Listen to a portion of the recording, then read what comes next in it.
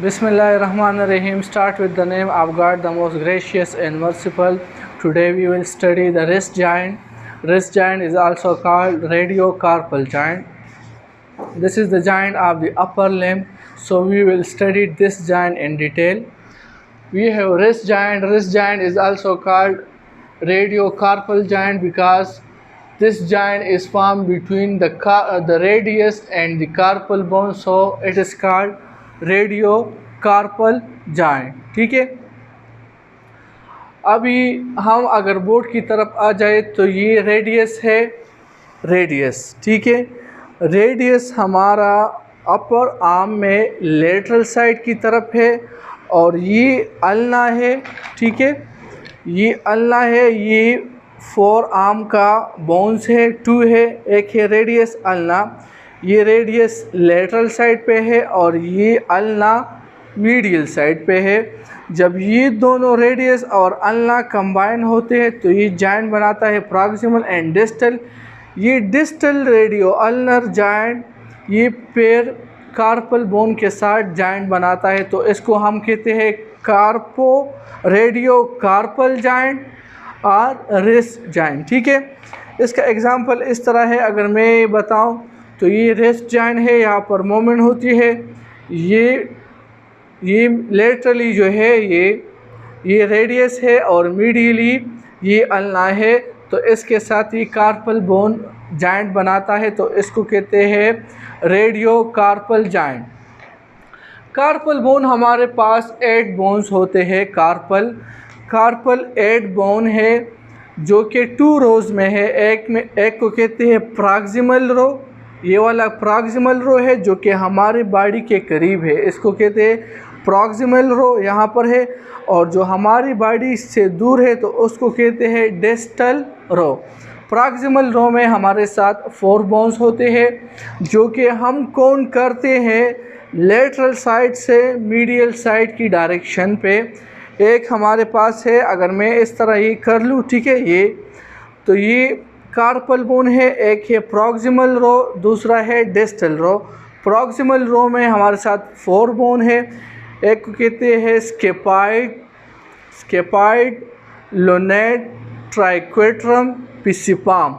ये proximal row के हो गए। और डिस्टल रो के है ट्रेपीजियम, ट्रेपीजाइड, कैपिटेट और हेमेट। ठीक है, तो एक प्रॉक्सिमल रो है, एक डिस्टल रो है, इसको हम लेटरल साइड से काउंट करते हैं। ठीक है, ये है कार्पल बोन और यहाँ पर जो जाइंट बनाता है वो डिस्टल रेडियो अल्नर जाइंट के साथ बनाता है। ठीक है, अब ये हमारा एनाटमी यहाँ पर है, तो ये रेडियस है और ये अल्ना है। ठीक है, ये रेडियस है और ये अल्ना है, यहाँ पर ये जाइंट बनाता है डिस्टल रेडियो अल्नर जाइंट।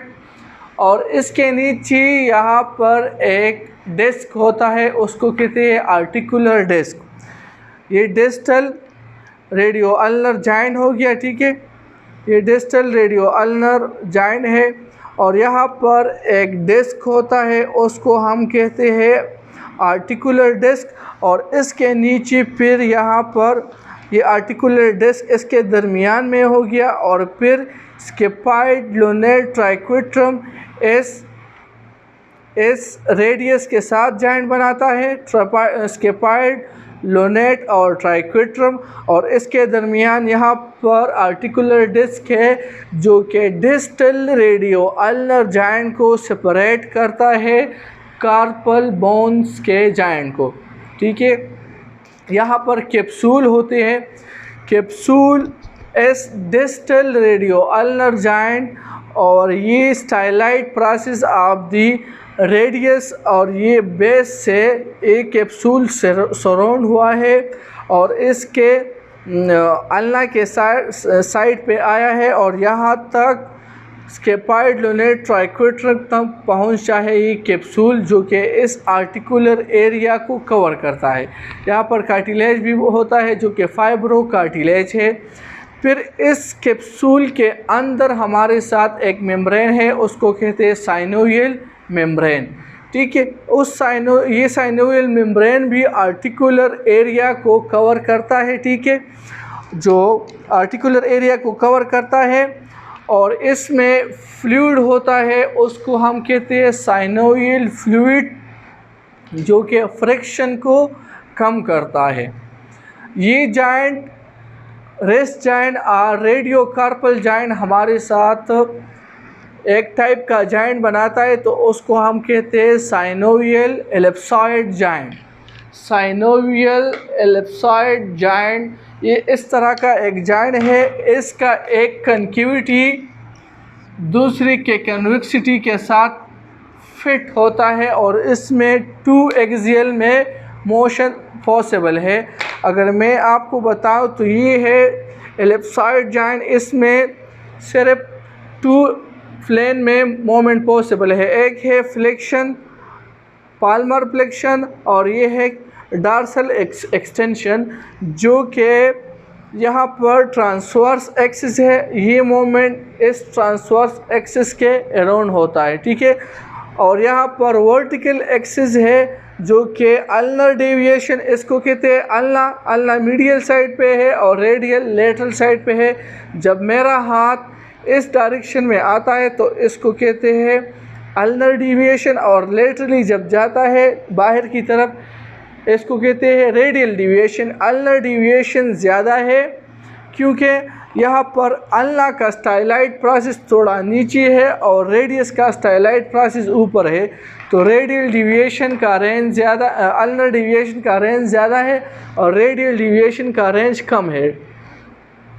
अगर हम फ्लेक्शन की बात करें तो फ्लेक्शन 80 डिग्री है, ठीक है, और एक्सटेंशन हमारे पास 45 डिग्री है। इसको कहते हैं Palmer flexion. Palmer anterior side को कहते हैं पाल्मर, और एंटीरियर साइड, पोस्टीरियर साइड और डॉर्सल साइड। अब हम आते हैं लिगामेंट की तरफ। इस जॉइंट में रेडियो कार्पल जॉइंट और इस जॉइंट में 4 लिगामेंट होते हैं। एक है मीडियल लिगामेंट, एक है लेटरल लिगामेंट। मीडियल लिगामेंट को कहते हैं मीडियल कोलेटरल लिगामेंट, लेटरल को कहते हैं लेटरल कोलेटरल लिगामेंट, एंटीरियर और पाल्मर लिगामेंट, पोस्टीरियर और डॉर्सल लिगामेंट। ये 4 लिगामेंट है। अभी हम यहाँ पर पढ़ेंगे।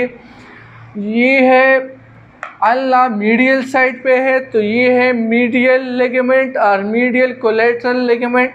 ये यहाँ से अराइज हुआ है और ट्राइक्वेट्रम और पिसिपाम के साथ अटैच है, लेकिन जब ये यहाँ पर इस तरह आता है तो पिसिपाम के साथ एंटीरियर साइड पे और ट्राइक्वेट्रम के साथ पोस्टीरियर साइड पे अटैच है। मीडियल लिगामेंट और मीडियल कोलेटरल लिगामेंट। अभी हम बात करेंगे लेटरल लिगामेंट और लेटरल कोलेटरल लिगामेंट, जो कि ये है। ये stylite process of the ulnar से आया है, रेडियस से आया, stylite process of the radius, और यहाँ पर स्केपाइड के साथ अटैच है, तो इसको कहते हैं लेटरल लिगामेंट। फिर है एंटीरियर लिगामेंट और डॉर्सल लिगामेंट।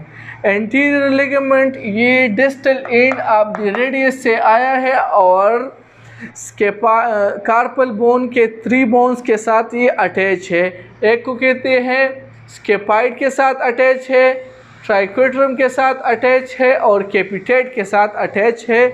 तो इस एंटीरियर रेडियो कार्पल लिगामेंट है, इसको हमने 3 पे डिवाइड किया। एक को कहते हैं radio scaphoid ligament, radio triquetrum ligament और रेडियो कैपिटेट लिगामेंट। ये 3 लिगामेंट है, ठीक है।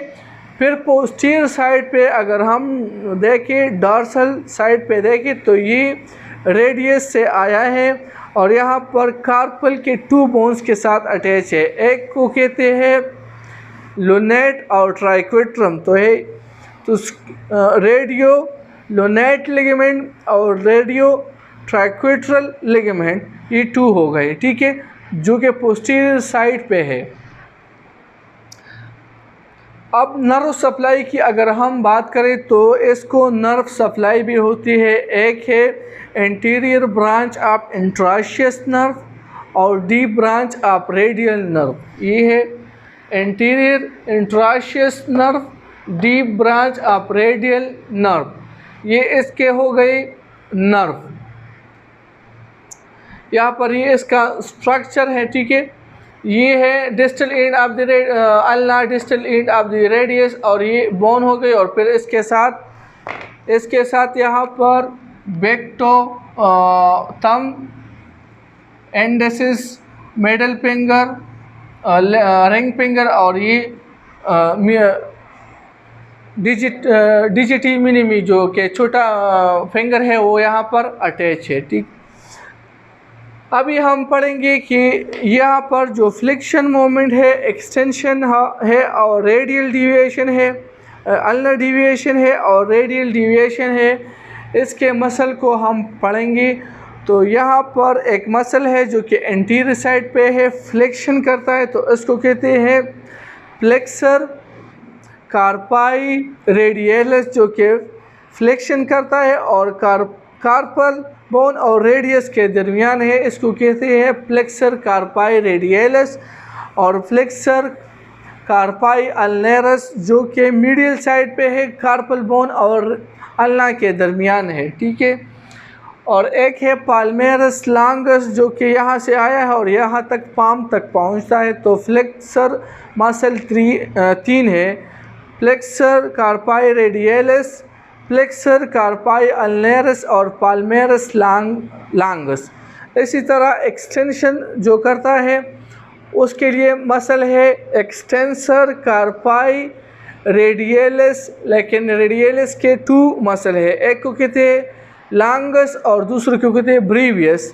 लॉन्गस का मतलब ये है कि ये लेंथी मसल है और ब्रीवियस का मतलब ये है कि ये छोटा मसल है। Extensor carpi radialis longus, extensor carpi radialis brevis और एक्सटेंसर कार्पाई अल्नरस। अभी हम आ जाए तो ये एक्सटेंसर मसल हो गई और ये फ्लेक्सर है। अभी अल्नर डेविएशन और ये है रेडियल डेविएशन की बात करते हैं। इसको हम एडक्शन भी कहते हैं और इसको हम एबडक्शन, क्योंकि एडक्शन के दौरान ये बॉडी की तरफ आता है और एबडक्शन के दौरान ये बाहर चला जाता है, ठीक है।